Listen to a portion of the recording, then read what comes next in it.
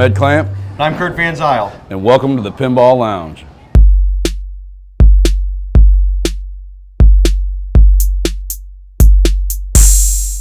All right, so one day, I was over here bowling, and they knew I was into pinball, and the manager said, "Hey, Kurt, why don't you put a pinball machine in the lounge?" And I said, "Well, there isn't really much going on in the lounge. It's not painted. No one ever goes in there. But if we put 14 pinball machines in there, people will show up, and they'll have a reason to come and play the pinball machines."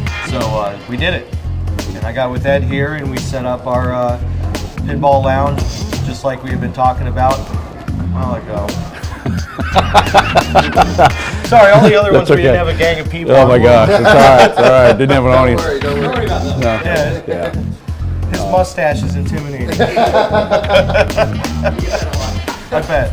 But I've known Kurt for a long time, and he basically chose me to help him work on this lounge. One of the reasons is because we've known each other for such a long time, and we're both passionate about pinball.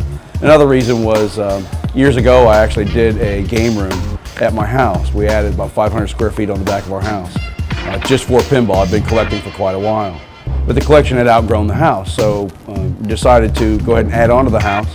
And when we added the house, I told the contractor I wanted one wall that was totally smooth. I didn't want any texture on it at all. That way I could paint a mural on that wall. Well, that mural ended up in a magazine. It's based on a game called Go-Go, which was the first pinball machine that I got. But it ended up in a magazine. It's about 20 feet wide, and it's of the back glass of that game. I sent it to a pinball magazine. They ended up publishing it. They sent me up to Chicago to the Pinball Expo, where I met a lot of the designers and people that are in the pinball industry, Gary Stern included.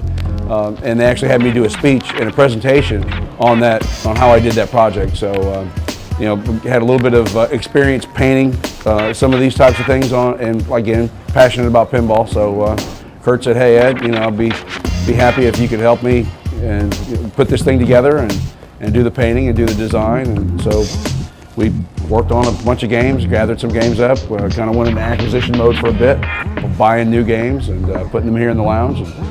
And, just excited about it, just glad to be here.